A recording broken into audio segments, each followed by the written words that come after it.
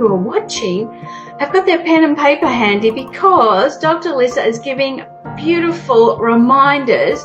Boing, boing, boing, boing, boing. I thought, yes, that's a good one, that's a good one. So I hope you are taking notes. If not, go and watch the read. What you're saying, I totally agree with you. And it's obviously you've had to have this lesson to study it, to share that information. And you've come out, I reckon, 1,000 times better on the other side from what you're saying with all the work you've done on yourself. And I agree, it doesn't stop. I reckon it stops the day before you pass over. You're going to be healing and growing and evolving the rest of your life. If you're not, then you're probably not alive, because sometimes it's the push of pain or the pull of possibility that causes us to have to change. It doesn't matter how. And even if you don't really like change, trust me, you are changing somehow or the other. So that is growth, and intentional growth will have you create that toolbox. But it never ends, like you said, until probably the day before you die or the moment. I don't know. Yeah, exactly. So it's a long journey, everyone. So just keep, buckle in and enjoy the ride. Enjoy it, yes. Exactly. And so many of our, process, meaning, definition about surrendering. And how do you do it? What does surrendering mean to you? So I love the word surrender, and I always say to everyone, be like water.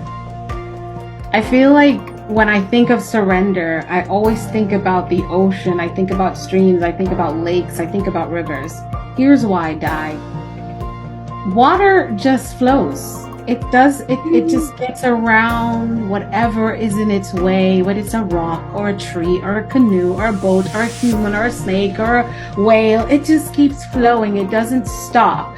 And I also have the analogy of resistance in life.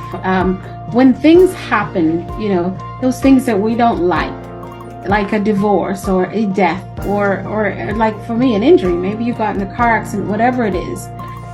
People find it harder to heal when we're in this position, like, why is this happening to me? This is not fair. I don't deserve this. I have done everything. I was a great employee, but yet I was the first of them to lay off. And so that is resistance. And I believe that because it hurts. Like if you put a hot frying pan, your hand next to the hot frying pan, it's going to hurt. You're going to pull back and have like a scream. So that's okay. I say, feel it at 100. But if you continue over long periods of time, still being angry or mad or in resistance of what is happening to you, then you're not in surrender and you're not able to flow. Think about it. If you are going against the tide, I always say this, when you go against the tide, guess what?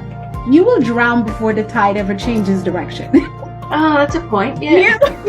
You will drown. The tide will not. If it's coming, those waves are coming this way and you're going this way, believe it or not, you're going under. The tide's not going to be like, oh, she's coming this way, I'm turning around.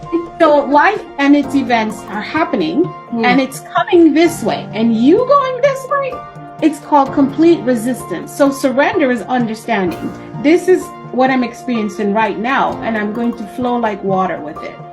And the flow for me looks like, what am I supposed to learn in this event? Yeah. What am I supposed to become? And where is this taking me to next? I always say to anyone, I said the best thing we can do is be like a child in bewilderment and wonder. Ask, why is that? How is that? What is that for? Who are you going to take it to? Children have all the 5 W's all over their vocabs. The younger they are, the more they ask. And so I say if we can just capture that in our journey, it eases, because when we ask a question, we are neutral into what the answer would be, and it allows, if you believe God, the universe, to bring those answers to front in the journey. But when the first thing you have to do is center yourself in acceptance and surrender. And so that is where you're really just flowing like water. And I know that sounds you're like, Alisa, do you ever get mad? Yes. Do you ever lose? Yes. Do you ever feel like you're not getting and making the progress that you've said? Yes, every day. As much as I've accomplished, and I have those moments where I just feel angry, and I'm like, I'm so angry about this, and I don't feel, and I'm probably even talking to myself because there's no one here at the time, and my trusted friends and colleagues say, I was just really frustrated, and here's what I was thinking, but you know what I learned? I can't do anything about all that. I can't do anything about all of the stuff he did. I went through divorce and all that. What he did, and guess what? That's the past. The minute it happened, and I skipped to another minute, it's already a past. I have two choices. Knowing that, according to Winston Churchill, you create your own universe as you go along. So if I'm in the driver's seat and I'm a victor, then that happened and occurred is only happening for my good, because I'm going to take that and I'm going to use it for my and that's a mindset that I'm determining. It didn't work out the way I want. Okay, I'm going to watch this. Well, now I'm going to choose to use it for my good. Now I could tell you, there was a time I couldn't talk about my brain injury. I couldn't talk about my divorce. I couldn't talk about infertility. But that's because it still had its grip over me, the pain, the anguish, the regret, and I was not free. So now I was attaching everything and saying, this was like when.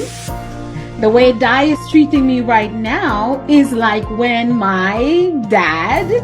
The way I'm experiencing my coworker right now is like when my ex-husband, and things were just feeding that and making it bigger and taking up more emphasis and more presence in my life than I needed. So release it, and it's a conscious choice and a journey that you determine how you're going to walk that releasing so you can surrender.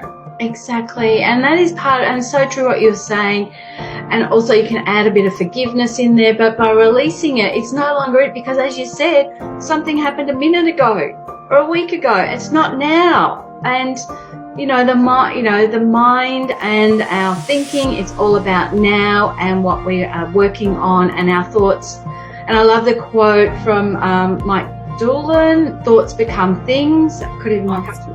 It's so true, that more what you think about. So if you're resisting